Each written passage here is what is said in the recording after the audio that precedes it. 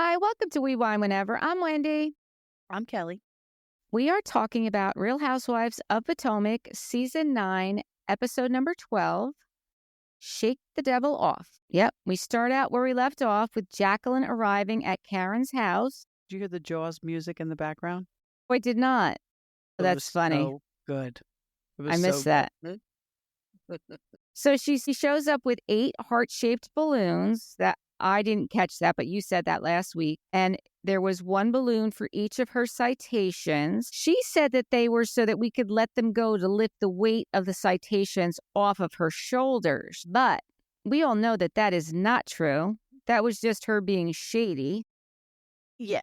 Because honestly, even if it were true, you were not invited to this party. Right. So this is not the time to do it. If you Right. want to lighten Karen's load and let these citations go, pick a different venue, pick a different event, because you weren't invited to this one. Right. So whatever you do is going to look shady.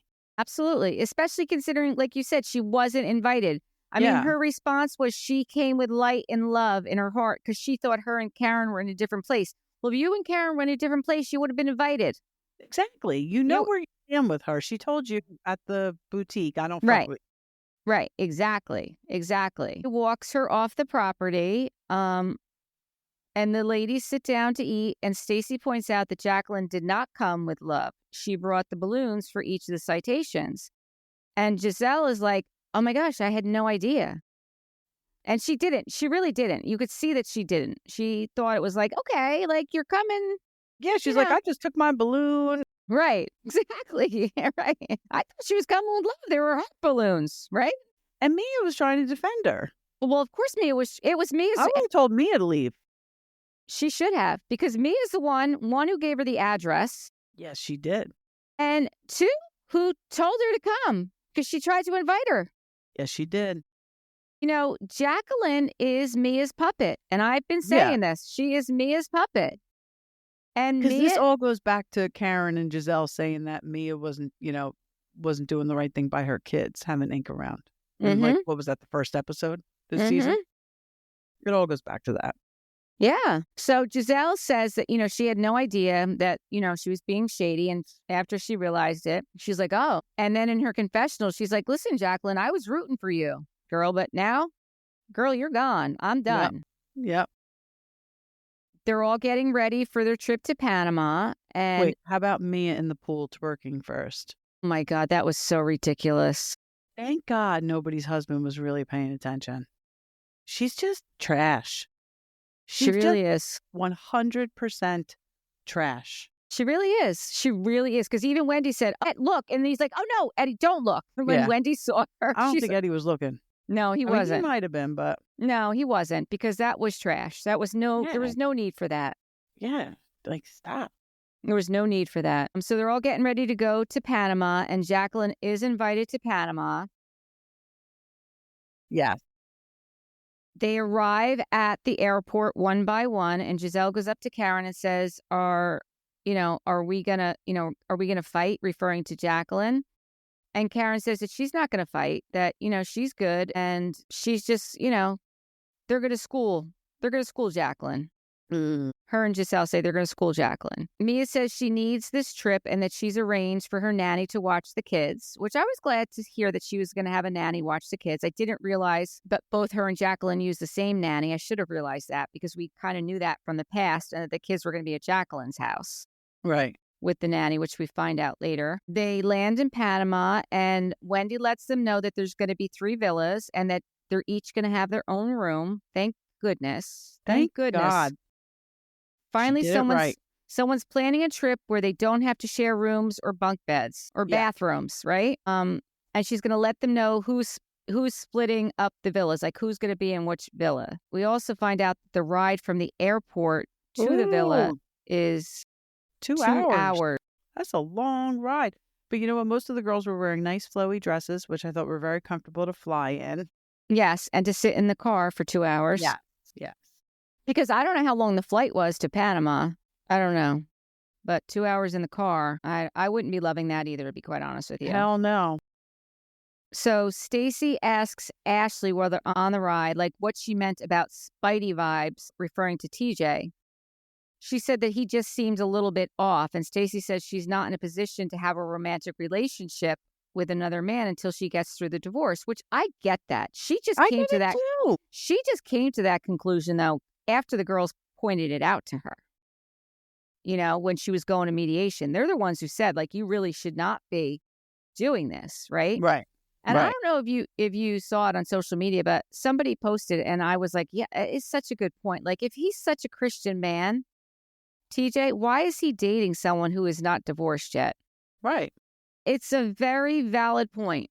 It is a very valid point. I honestly think that he's gay and he just wants to be on TV. This is an opportunity for him, and that's what this is all about. Yeah. And I think she was probably like, fine, because my soon-to-be ex-husband doesn't want to film with me anyway. So, and maybe the ex-husband doesn't really want the daughter on too much. I know she was on briefly, but... Yeah, I mean, listen, if Stacey's in on it, then I'm more okay with it. But I don't feel like Stacey's in on it. You don't? I don't. I really think that Stacey's like oblivious to it. Yeah. I don't know. I think she's in on it. I think whatever arrangement they're at, she's in on it. I feel better about it if she is in on it, but worse. Yeah, we'll have to wait and see what happens. Kiarna said that Stacey and TJ had a Christian kiss. Yes. At the love. Yes. Lagoon.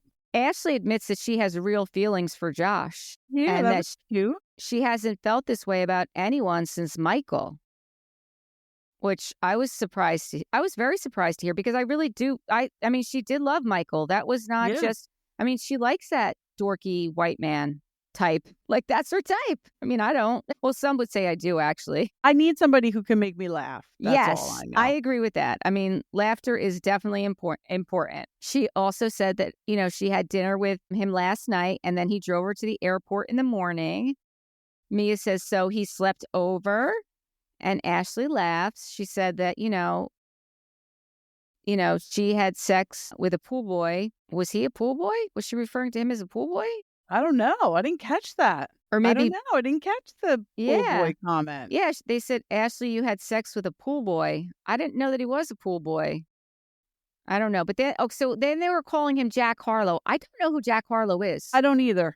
I'm looking it up right now. Okay, maybe Jack Harlow is the pool boy, because I was like, who's Jack Harlow? Am I supposed to know who this is? Who Jack Harlow is. Either. And I meant to look it up. So then Wendy says about Jack Harlow. He's a rapper and a singer. Oh, he does not look like him. Oh, so the Wendy's like, I don't even know if he's as accomplished as Oh, no, he doesn't look like him. He doesn't look like him. No. Then Wendy says, I don't even know if he's as accomplished as Jack Harlow. Listen, he got Ashley. That's so he's right. accomplished there. And she seems very happy. So I don't know why Wendy keeps clowning on him. I don't know why either. And I'm happy. Let it be. I'm happy for Ashley. Yeah. I'm happy for her. Me too. So then we find out who the villas are going to be. So villa number 1 is where Wendy's going to be, and she's sharing with Kiarna and Mia. Villa number 2 is going to be Ashley, Aaron, and Jacqueline. I mean, that was shady AF. And she did it on purpose. Wendy did it on purpose. She totally did it on purpose. Right. She totally admitted it. Yeah, she did admit it. Putting Karen and Jacqueline in the same villa? That was not nice. No. But I am glad she didn't put Mia and Jacqueline together, because I think that they need some separation, those two. Oh, I totally agree. Yeah. No, because they're like Giselle and Robin used to be. Absolutely. Right? The two of them gang up. Yep. And then villa number 3 is Stacey and Giselle. Which is even more funny, because Stacey is going to bug the shit out of Giselle. 100%. She's going to annoy the shit out of her. And Wendy even says, after she, gives out this assignments, that, cheers to liberation. Like, she did it on purpose. She set them up the way she did on purpose. So night 1, they all go out to dinner to the beach. They know that they're going to the beach, yet some people still wear heels. I don't get that. Yeah, like, come on. You're going to the beach. And I love heels, but not at the beach. Right. That's a stupid move. So then there's these dancers there, and the one dancer, he did appear to be the devil. And, the devil's dancing with Karen, and a lot of the ladies are like, you're going to dance with the devil.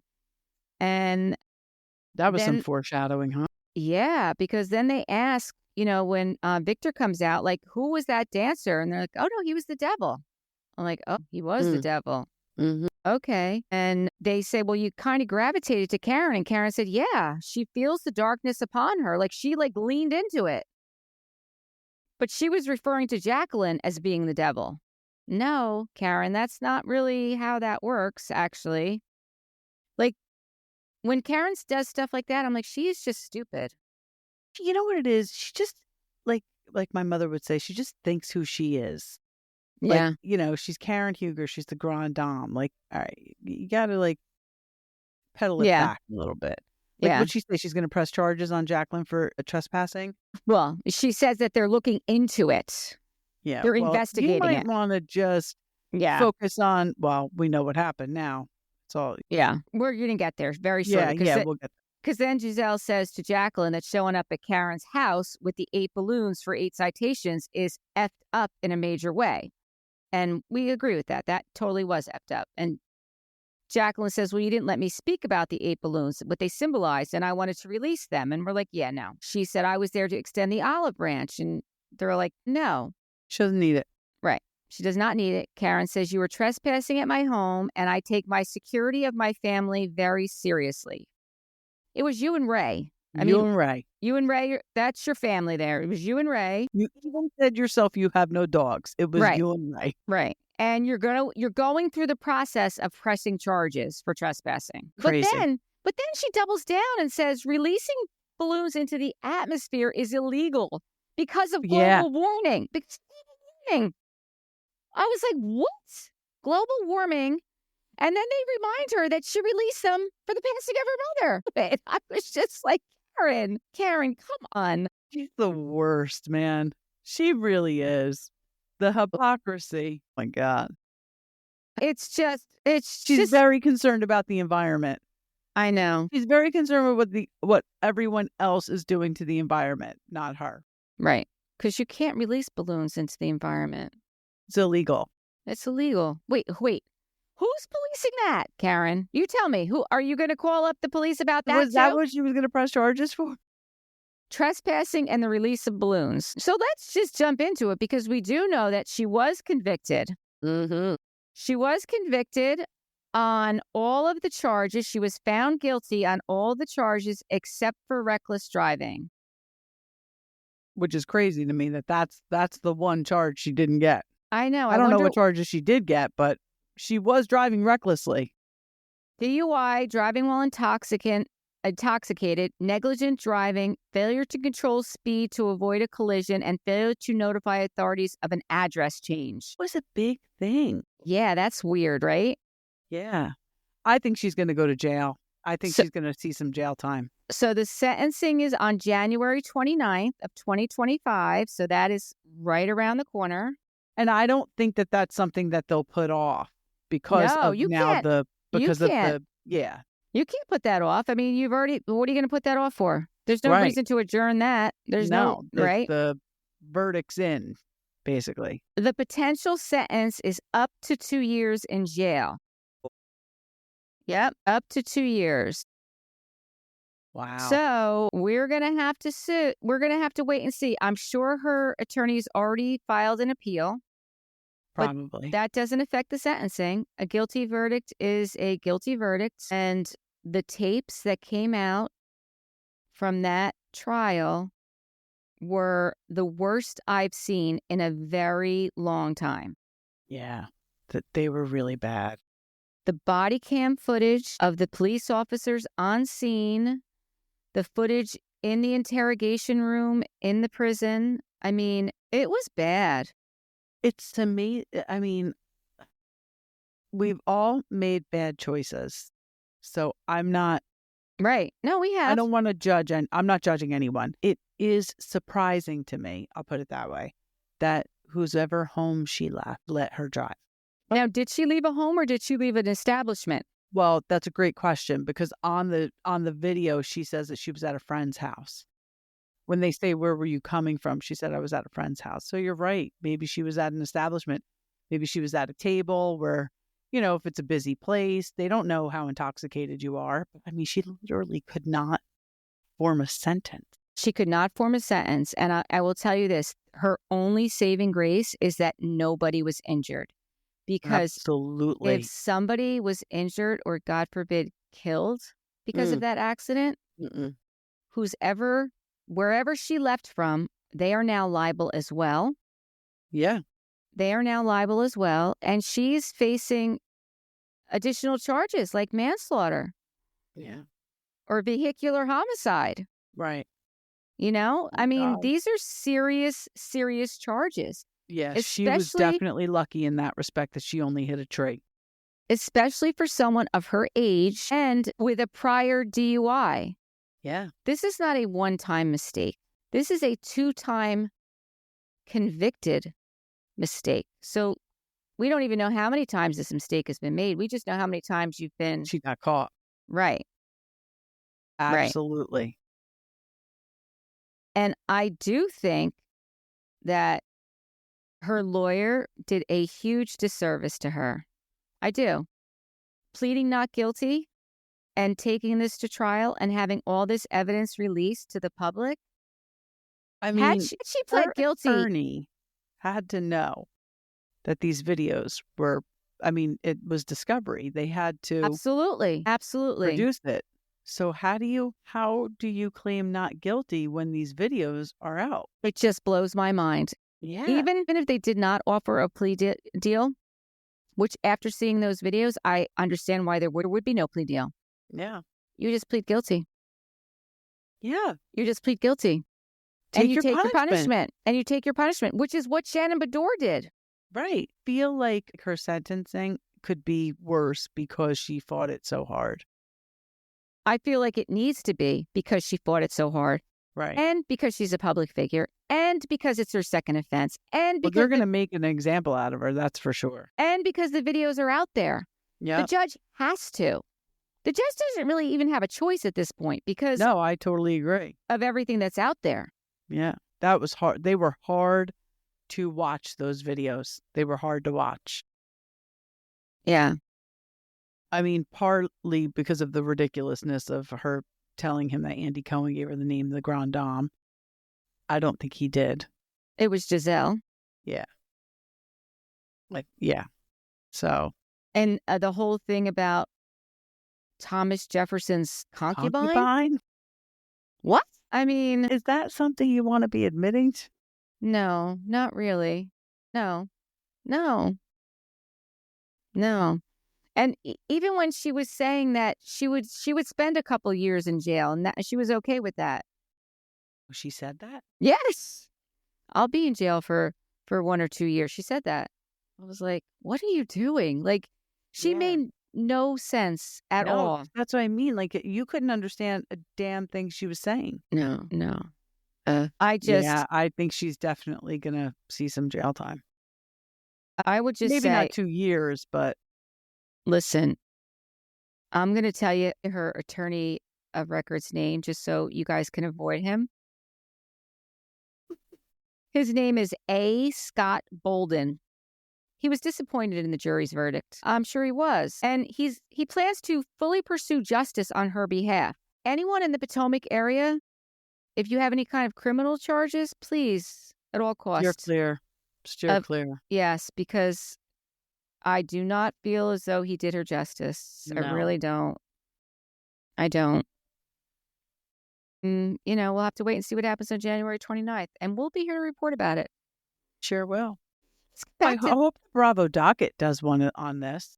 Well, I do too. I was listening to Bravo Docket today. What were they talking about? I love them. I do too. They were talking about the contracts. They were using specifically Leah McSweeney's contract because it was all part of her lawsuit, which is the lawsuit that is still ongoing. Mm-hmm. So they were breaking down her contract, and it's very interesting. It is very interesting, the things that are included in that contract. And her original contract for her first season was 2019, and then they compared it to the next contract, and then they compared it to a contract from a Miami housewife that had happened prior, and how the contracts have evolved. And they explain the whole Bethany clause in detail, and they talk about that they have a bunch of other things that they want to talk about, like the James Kennedy and a bunch of other things. So our listeners should listen to Bravo Docket because we really enjoy the legal side of this whole thing. And we love to hear it from Bravo fans who are actual attorneys that can explain That's it what to they us. are. Yeah, Right. like they're as passionate about these shows as we are, but they have, the legal knowledge. I mean, I've worked for lawyers for 20 years, but I can't break it down like them. Right. No, we love that. We love to Yeah, hear I them. love to hear it. Yeah. So I'm sure that they will give us an update, especially after the sentencing. I can't wait to hear that. Yeah. We're going to get back to this episode. Yeah, let's get back. Giselle addresses Mia and says that, we don't bring children up on this platform because of what Mia had said to her at the GNA event about her daughters sneaking in boys when they were on a trip to the Dominican Republic that she saw on the Ring camera. And I agree with her. I agree with her. I do agree with Giselle. I think that was very messy that Mia did that. I think it was uncalled for. I think that anybody who has teenagers knows that this is the shit that goes on. Teenage behavior, absolutely. But Giselle saying to her, you can't bring kids into it after her and Karen brought Mia's kids into it at that birthday lunch. That's not a good defense for Giselle. Giselle should have come at it in a different way. You can't say to her, you don't bring kids into it. You just brought her kids into it. So come up with a different defense, because I do agree with Giselle. I think it was low down what Mia did. Right. No, I agree. I agree with Giselle. What she did was low down. It's funny because Mia doesn't use that as the defense. She used as the defense what happened about them telling her about Gordon at the GNA event having a hard time and his outburst with her and Ink, and then her posting on social media the picture on Father's Day with her children and the two of them together. That's the example that she used. Like, you brought up my children, which wasn't the right example to use. She should have used the example, like you said, in the very beginning at Karen's luncheon when she said that what you're doing to G is not right. Right. And what you did to your children. They're also hypocritical, because here's Mia accusing Giselle of putting only happy things on social media and making your life look perfect. So are you.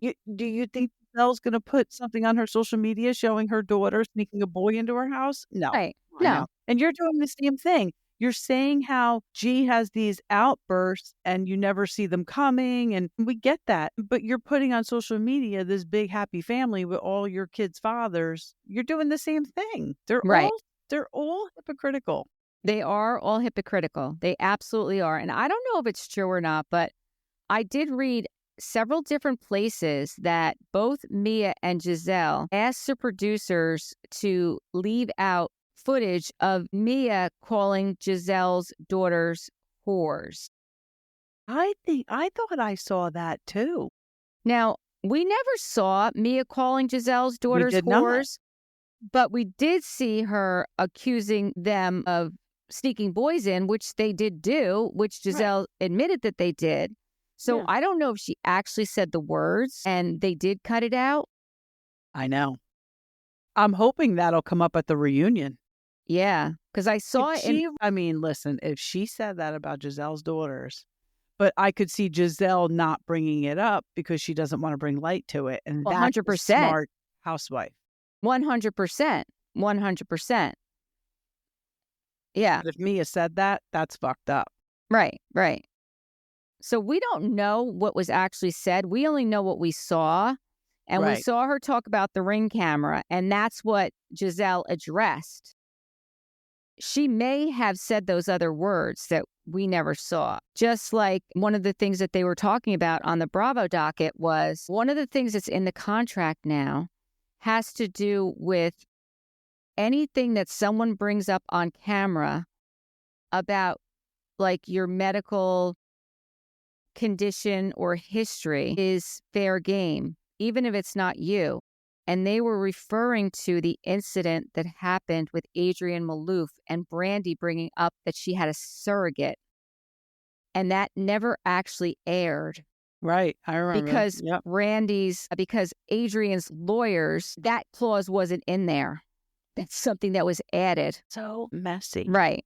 Exactly. Like, what if her kids didn't know? Like, that's what Right. I was assuming happened. Right. Well, and that's what Because right. you Like have a she starter, has the you make that choice, and some people have right. to make that choice, and that's it.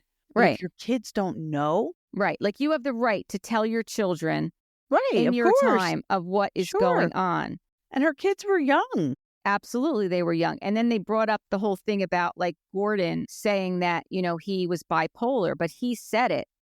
He's the one who said it. And Right. then Mia continues to, you know, per, perpetuate it with her description of his behavior and how you don't know what Kinda you're going like to Dory get, with PK. kind of like Dorit with PK.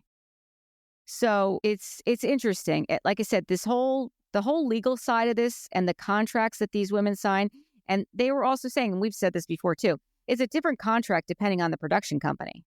So each production company has their own contract. So it's an evolution based on what they find and what they want to Right. do. Interesting. It's very interesting. It really is. But Mia's defense is that, she grew up in a non-traditional way and that she grew up in foster care and that she celebrates everyone who acted as a mom in her life. And she wants to do the same for her children. Anyone who is a father figure in her children's life should be celebrated as a father. And this happened to be a Father's Day post about celebrating fathers. So honestly, when she explains it that way, it makes sense. It makes Yeah, sense. it does. It does. I don't think that, again, I don't think Mia's that bright to be like thinking this through all the way to come up with this. I think that that really was her rationale for doing the Yeah, post. I agree. I don't think it was that premeditated because I don't think she's, like I said, that bright. Wendy says at this point, she says she's going to, I don't know if she said this in her confessional or she said it to her face, but she said she's going to meet Mia where she's at. So she's going to accept Mia for who she is. And I think Wendy is one of the brighter ones in this group. Yes, I agree. So the fact that she's the one who's saying, I'm going to meet you where you're at. If this is what you're telling me, then this is fine. This is Right. where you're going to be. I'm not going to Right. question it. I'm not going to question what you do. If this is what you want to put out there, then this is what you're going to put out there. And I'm going to be okay with it. Right. And honestly, I think that's the way it should be handled at this point, especially in this group, because like I said, we're not really dealing with rocket scientists here and there's children involved. Exactly. Like there's Exactly. children involved. Like, let's just move on. Right. Right. But in the same sense, Mia's got to stop with the other nonsense. Like, and I think Giselle did put a stop to that with her, confronting her. yeah. Yeah. So the next morning, Jacqueline and Karen are sitting at the table together. And then Jacqueline asks one of the servers if he could take a picture of her outside.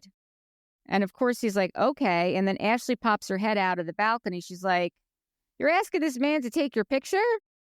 And she's like, well, who was I going to ask? Karen? It was only me and Karen out there. So Karen pops out there. She's like, all right, I'll take your picture. That was weird. She's like the Brittany from Salt Lake City of Potomac. She's just trying so hard to be relevant, and She people really, are like, she really is. just not getting it. Yeah, like Lily. Yeah, that's so true. It's so She true. hasn't had her, but guys, what about me moment yet? But I feel like it's coming. Yeah, I mean, but she does it with her actions. She does do it with her actions. She doesn't actually say the words, but her actions say it, right? Yeah.